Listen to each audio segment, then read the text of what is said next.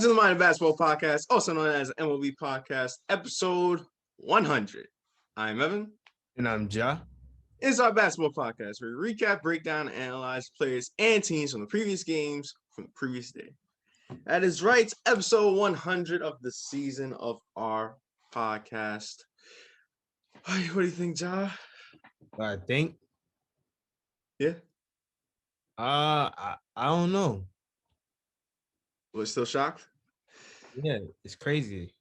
I'm sorry that I didn't give up 50 episodes ago, but You would keep saying that. it is. It is shocking. Still doing this still, Yeah. 100 episodes in. And basketball hasn't been slowing down. Speeding up for real. Not one bit. Do we have anything special? Well, just talking basketball like we always do, which is special enough. Especially with the amount of basketball that was happening last night. My goodness. So let's just jump right into it. I hope everyone's having a good day. I hope everyone will have a good day. As I just said, much to discuss. Let's start off first with the Memphis Grizzlies going up against the New York Knicks, one team on the upper good end. Yeah. Streak, Memphis Grizzlies on a 4-game winning streak, and the other team, the New York Knicks, kind of on the downhill slide. And that's what it really started off with. Grizzlies really had a double-digit lead for the majority of this game. Ever since that second quarter, they got out to that run, and they really just kept that pace. The Knicks kind of got out to a little bit of a run towards the end of the second quarter and at the beginning of the third quarter, which they cut the lead single digits within 5. But then after that, it was just Memphis really just taking it to them, really keeping that distance, really having that double-digit lead of 10, 13, 15. Dylan Brooks, John Morant, Jonas Valanciunas. It was just a whole group effort. Kyle Anderson, just everybody. And the Knicks was in a bit of a struggle. Yeah. But then fourth quarter hit. Actually, and it really started in that third quarter as well. Late in that third quarter. The Knicks just started getting to more rhythm. Got a little bit of defense, even though that took a little bit more steps. Yeah, the Knicks defense of that last night, it wasn't their best defensive game, so to speak. But they had to keep up offensively. Yeah. And to do that, they needed some production. So they got that from D Rose, showing some MVP D Rose in them, showing some vintage D Rose. Had that from RJ Barrett, who had himself a good night as well.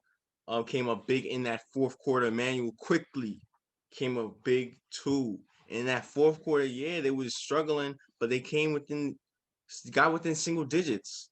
Yeah. And even though Memphis tried to get out, and they had a 6-point lead with about a minute left. But then Randall gets an and one. And so, Randall gets the and one, as I just said. And then the Knicks come back. RJ Barrett gets fouled on the 3-point line. He goes to the line, hits all free throws. It's tie game. Then Morant goes to the 3-point line, mixing between the 2 and the 3 draft picks. Then Barrett goes to the free throw line. He is inconsistent. Surprisingly, he misses free throws. And as a result, the Knicks have a chance. They're down by 2. RJ Barrett just bullies Ja Morant out the way. It's the layup, tie game. The Knicks comeback attempt. Now at a tie game, Morant has a chance to win the game. He misses. Jonas Valanciunas has a chance to tip it in. He misses. Now, extra time, extra 5 minutes, we go into overtime. Now that back and forth ensued in that overtime. It really came down to that final minute or so in that overtime. And that was credit to the Knicks. Knicks played well. They got out. I believe it was, who was in that overtime? Randall. Yeah, Randall and Thing. It was just basically Randall, in my opinion, but I think it was Randall quickly, Barrett. Yes, Randall quickly, and Barrett. And I think hit a shot in that overtime period. Who? Burks. Yes, Burks. And he also got the free throws late. Yeah. But yeah, them and their effort, also their defense improving down the stretch in that OT really helped the Knicks. And as a result, RJ Barrett, Emmanuel quickly leads this Knicks team to a comeback win in overtime against a pretty good, hot winning streak Memphis Grizzlies team. That was a lot to talk about because there was a lot in that game. So now, give it to you. Get your thoughts on this game. Oh yeah, yeah, man. The Knicks, the great comeback win by the Knicks. They needed this. They needed this win. You know, Yes. they've been having a slump as of recently, not being able to get into it. And it's crazy how they remarkably come up big in a place where they've been struggling as of recently, which is the fourth quarter, and having that consistency to keep up with teams because this is mainly an offensive league and this is a defensive team. But again, they got guys who could do that. They got guys who could try to keep up the scoreboard. Again, you said it: Rose, Barrett, Randall, Burks coming off the bench. You know what I mean? So it's just like, it was great by Quickly. quickly, yes. But I think that also the main separator is the fact of and it was alluded to like most of the night, the Grizzlies struggle at the free throw line. It's just like is Yes. what technically saved the Knicks. The Grizzlies could not get a free throw to really go in. They were really inconsistent from the three. I said from the three free From the throw free line. throw line. Yeah, so that you could even think their struggles for giving the Knicks more of an advantage because when it was time to hit their free throws, the Grizzlies still could have hit their free throws, but yet the Knicks were able to. Yeah, I mean, going back, uh, John Morant, he was sent to the foul line. He made one of two. Yeah. And then Jonas Valanciunas, he was sent to the foul line. He made one of two. Yep. So you make both of those free throws, the Knicks are down by 4. Exactly. So yeah, I And mean, yeah, and also I believe Dylan Brooks. I said Dylan Brooks, not Dylan Brooks. Kyle Anderson. He also had 3 free throws that could have made the deficit too in that overtime period, and he missed one yes, with crucial clock. yeah. So a bad collapse by this Grizzlies team, um, especially since they've been playing so well and they were playing so well in this game. But Yeah. to lose like this to the Knicks team, who really has been struggling offensively, especially when down in the fourth quarter, Yeah. and that's how they win essentially. So really impressive win by the Knicks. Hopefully they can use this win to get out of this slump that they've been in for the past 6 games. Yeah. So yeah, but you got to give them credit. Plays them against a really good Grizzlies team led by John Morant. On their streak, and they come in and get this comeback win against them. Yeah. All right. Other primetime game of the night. Later on, we Washington Wizards and the Golden State Warriors. Beal, Curry, Russ. What else can you want? You know, the stars are here. The stars were out. And yeah, they all had themselves good games. This was a really close game from really start to finish. Back and forth, back and forth. And we just got really fast forward to that fourth quarter. Mm-hmm. Because that's where it all went down. Like I said, it was back and forth, and the Wizards really found themselves in a really comfortable spot. They got out to a lead, up by five, and the Warriors.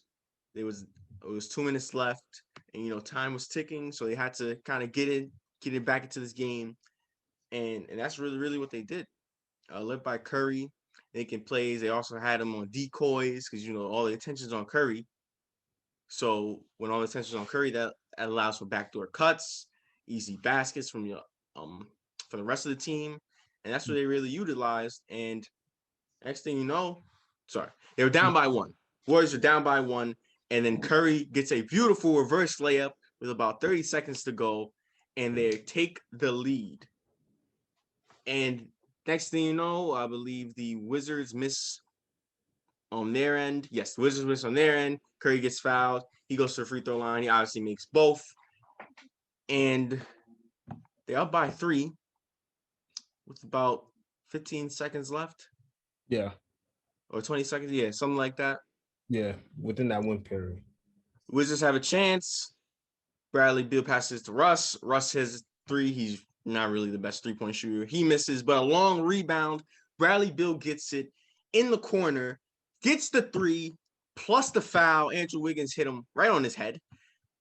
And Bradley Beal gets the 4-point play after winking to the camera. Now the Warriors are down by 1, but they have a chance calling timeout. Using, as I said a little too earlier, using Curry as a decoy. Damian Lee. Yeah, Damian Lee gets a backdoor cut, has a layup, but gets shook, and then it passes it up, turns the ball over. I mean, you're down by 1. You have an opportunity. I understand someone. I believe it was what Bertans. Bertans coming yeah. in. Yeah. You talking about for the Wizards or for the Warriors still? Who came and contested that layup on Damian Lee for the Wizards? I believe it had to be Bertans. Yeah. And he comes and contests it and show this play up on the screen. He contests it, and like he just gets shook or whatever, and he just turns the ball over, panics and turns the ball over. I mean, you got to go up strong. In that point, you got to go up strong. You know, like you're that close to the basket. You're down by 1. Don't get 2 3-point happy. Yeah. Go and take the layup. You could draw contact. You could maybe get a foul. Yeah. But that's you in a great situation right there. Exactly. But he misses that. He turns the ball over. The Wizards get there. Both hit their free throws. Warriors have another chance. Curry, but it's 1 second left. He doesn't really have that much time. He has to throw it up. He misses. As a result, the Wizards get that shocking win against the Warriors. Yeah. Here we go once again. Andrew Wiggins living with the failed expectations with that foul hit on the head. Of course. What a way, what a way to have our 100th episode talking bad about Andrew Wiggins. Let me stop. But yeah, this was a really what a loser.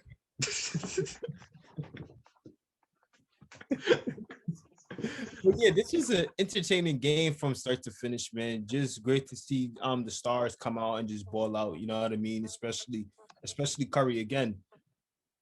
That team does not go without Stephen Curry. The fact that everything was just so Curry focused that basically helped them get back into the game, just using Curry as a decoy on so many plays, goes to tell you how well it obviously alludes to his greatness, but it goes to show like, you know, how dangerous that could be for teams when all your focus is on him, because all your focus is on him, it opens up opportunities for others get to go off and do you, and then all no next thing, you if you had a comfortable lead, like let's say if you had a 20-point game, now you start to see it gets to a 5 or then it cuts to 3 or something like that, like, you know what I mean? So that's how impactful he is for his team. We don't even got to go into that anymore. But good. Even though they nearly baited, good finish by the Wizards. Great finish by the Wizards. Yeah, and Damian Lee. You know what? It happens. You know what? It happens. You know, I'm not making it an excuse, but let's be honest. Things like that happen. You see things happen. You panic. You start to get nervous because you never expected. It's unexpected things happening, but you cannot lose your cool. To be fair to Damian Lee, there's enough blame to go around on why this Warriors team lost this game. 1, let's say secure the rebound. 2, maybe close out on Beal after he gets the rebound. 3, maybe don't foul Beal. If he gets the 3, he gets the 3. It's gonna be tie game. You have a chance to win it or go to overtime. Yeah. So maybe not just whack him upside his head. You know. Also maybe if they couldn't even got to that point, if they just played better defense in that fourth quarter before they hit that part. So enough blame is to go around. on this Warriors team. But also got to give the credit to this Wizards team. Hachimura had a good game. Russell Westbrook with a triple double. I mean, he makes it look so easy. I mean, it's not even something to talk about anymore. Yeah. Bradley Beal obviously came up big down stretch with the 4-point play game winner. And yeah, you really gotta give your hats off to the Wizards team getting this win down the stretch. Yeah, man. And when it comes to Westbrook, man, to be honest, don't even look at the stat line. Just say that he had the triple double already. Like I'm telling you right now, there's no need for you to look at the stat line. Don't look at nothing. Don't look at the box score. Well, look at the box score, but don't look at any of the stats within from each player. You already know Westbrook had a triple double. Just Man, skip over. I can watch a full Wizards game and like I know he has triple double. Yeah, Like without even like showing on the stat, I know he just has a triple double. exactly. Like this is not a surprise anymore at this point. Yeah, it's not at all. But yes, as a result, the Wizards get the win in shocking fashion. All right, there was a lot of other basketball, a lot of other moments, a lot of other things that happened around the league. What should we even start with? Let's talk about the Nuggets versus Spurs real quickly. Because that was a really good game. What? No, I was just thinking about the finish. But go ahead. Yeah. The Nuggets had the advantage for most of the game that first half. And then the third quarter hit and the Spurs start to make a run in which from being down from double-digit points, they were able to bring it into single digits and bring it close, I believe, to a point where they were either down by one or it was a tie. I can't really remember. But it was around that, and then it basically became that battle in the fourth quarter, in which the main player, when you talk about the fourth quarter, the main people that was involved in the situation, you talk about Derek White, yes, Monte Morris, Jokic, and I believe DeRozan. And it was just like, it was like bucket after bucket, foul after foul, going to the free throw line. It was so much. I believe somebody got contested. I think Derek White got contested and they drew a foul on him. He went to the line and was Derek White made both free throws and they were down by one. Yeah, they were down by one. Michael Porter gets sent to the free throw line. He makes one, misses one. Spurs have a chance to go and send this game to overtime, which is what they were looking to do because they weren't looking to shoot the three. Yeah. And they get about like 3 chances to put this game into overtime. Yeah. I mean, and they just missed it all. Like it was ridiculous. After the Porter missed, let's see. Yes. Kendall Johnson goes up to the layup. He misses. Murray tries to get a tip in. And then he misses. DeRozan tries to get the tip in. And he misses.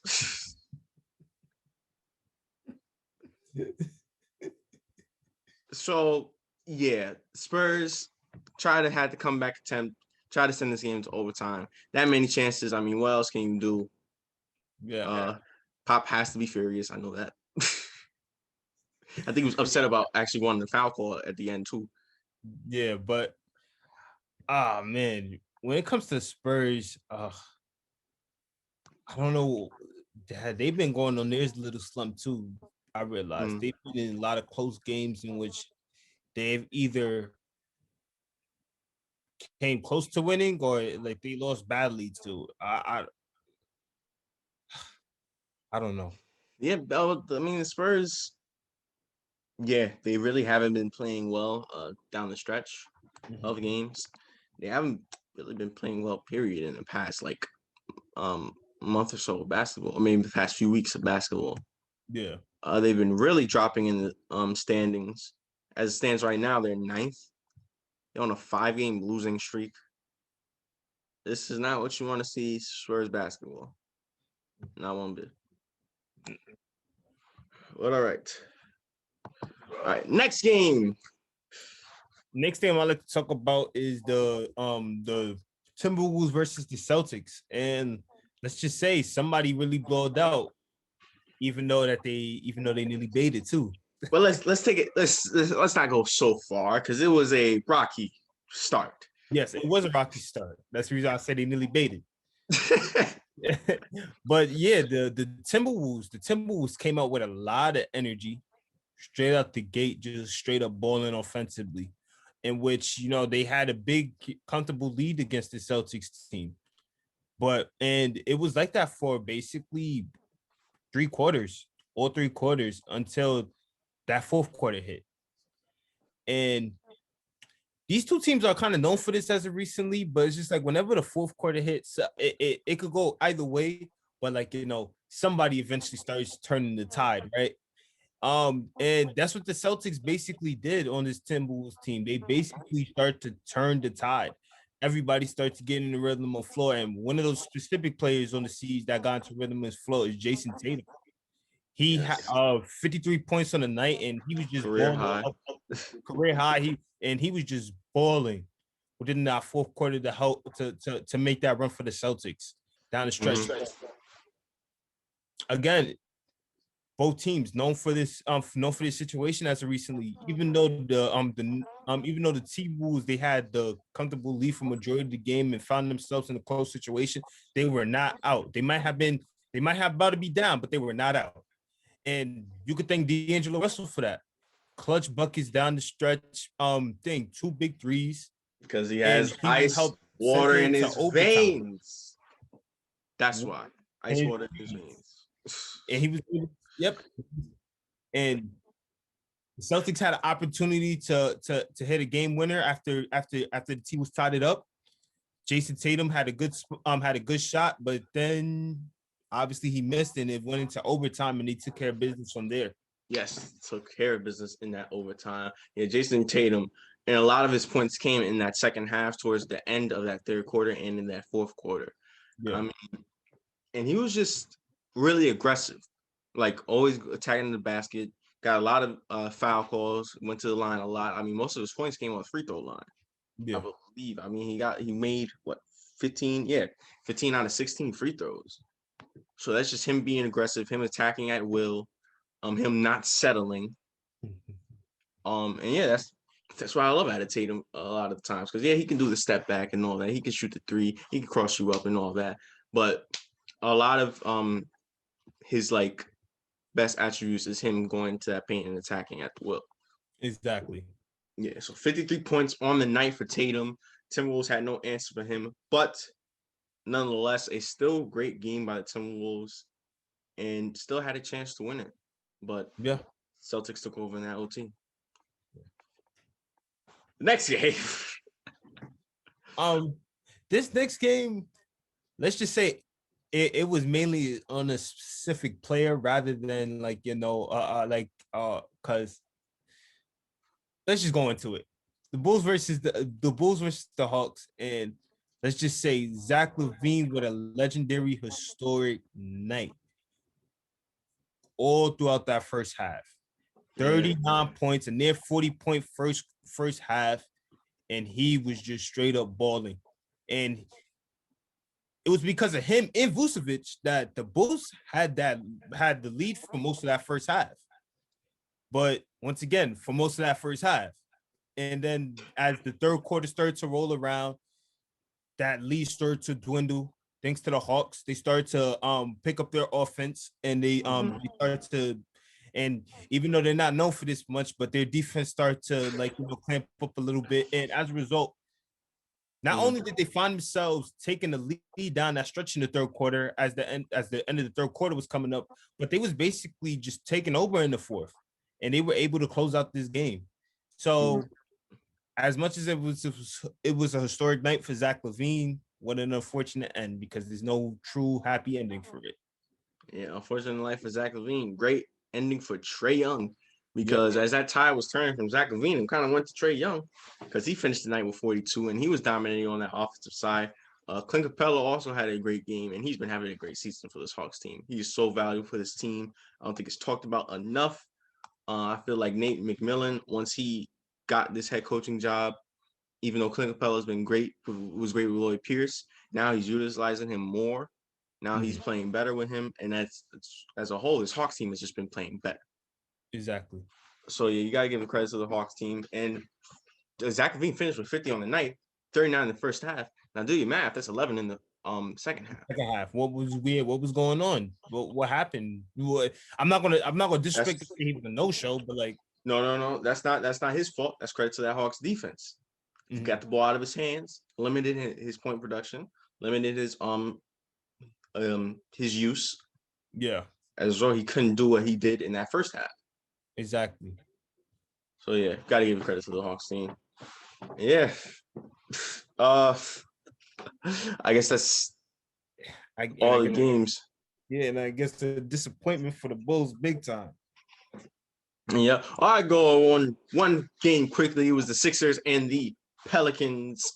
And it was a good game, back and forth, early. But then in that third quarter, actually not in the third quarter, sorry. Then in that fourth quarter, at the start of that fourth quarter, the Pelicans really, really started to pull away. And basically the game ended after that initial burst and that start of that fourth quarter. Pelicans rode that wave and they would win the game. Gotta give credit to Zion. He was beasting 37 and 15 on the night. I mean, Willie Herman Gomez also stepped up coming off the bench alongside Jackson Hayes. Yeah. And really surprised this Sixers team out of nowhere they had Simmons, Embiid, and Harris. Yeah. But yet the Pelicans played great defense. Sorry, I almost choked up saying that. Great defense. And yeah, it's crazy. I know, like when you play good defense, you can win games. and they proved it down the stretch. Wow. Well, yeah, I feel like this was a bounce back win for them because don't forget they got really baby embarrassed the last.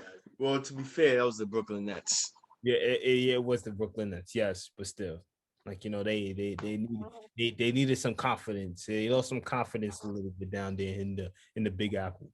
Listen, man, they need these wins. They only a game behind the Warriors.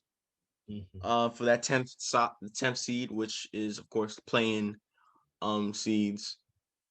So yeah, we'll see what they can do down the stretch. Hopefully they can get in. They probably won't, but yeah. All right. News before we go into the predictions.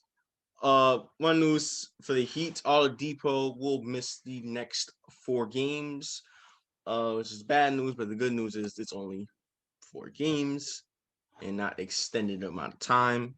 It's good news for him because with the injuries he's been battling this entire year. Well, even worse news for the Clippers: Patrick Beverley will be out for the next 3 to 4 weeks as he had surgery on his left hand.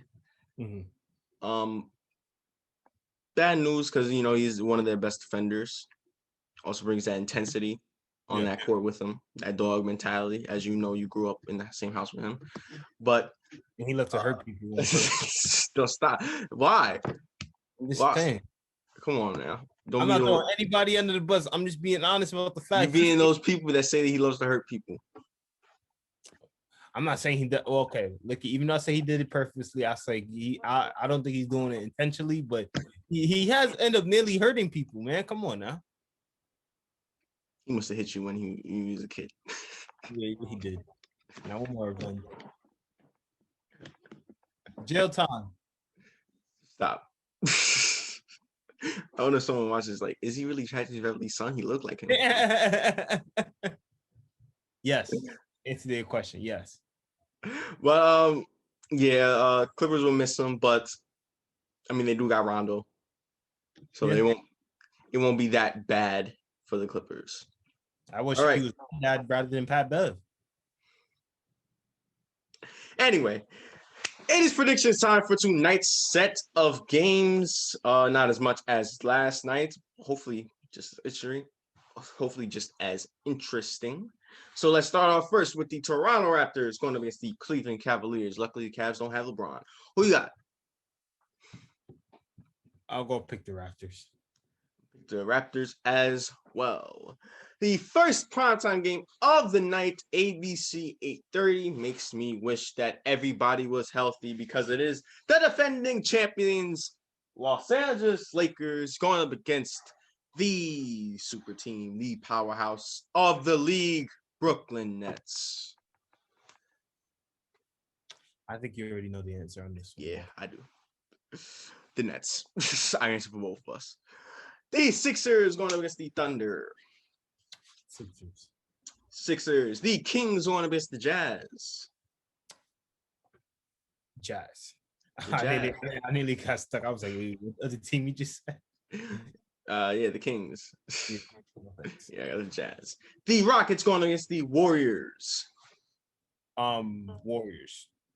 Yep, Warriors. The Wizards going against what? You want to say something so badly about them. I can see it in your face, and then you just like the Wizards versus. I'm just going with the predictions. That's all I'm doing. Just going with the predictions. The Wizards going against the Suns. Suns. And lastly, the Pistons going against the Blazers. Blazers. This is not 1990. This is not 1990. What happened in 1990? The Pistons beat the Blazers in the finals. I know. Just for the views. All right. I think it's time to wrap things up on our 100th episode. I'd like to say thanks to all the supporters that we have. Yeah. Thanks to all the people that's been out there for us. Thanks to all the supporters that we have. All the people that's been there. All those people that's given us advice on how to improve the podcast. All the people that's been showing us love, support. We really do appreciate it. It means a lot to me. It means a lot to Ja as well. And you're not gonna show my stinking face. You would think on 100 episodes he would, shut up about it. But I guess some things never change. But as I was saying, yes, thanks for the support. We continue to keep this going on. To give you our knowledge of basketball, our passion of basketball, our humor, our entertainment, and I don't know what the hell is going on TV back there, but along with our debates about the NBA as well. So stay tuned. Keep following us. Keep showing love. Keep showing support. Keep giving us advice. And we will keep bringing you this podcast. But for now, thank you guys for watching today's podcast. Make sure you tune into tomorrow's podcast. By the way, it airs a 1 o'clock game, so it will be an early upload, 11 o'clock for tomorrow's podcast. So be there, be early. Make sure you like, share, and subscribe. And also follow G down in the description below. And once again, I'm Evan. And I'm Ja. And this was the Mind of Basketball podcast. Take care, y'all.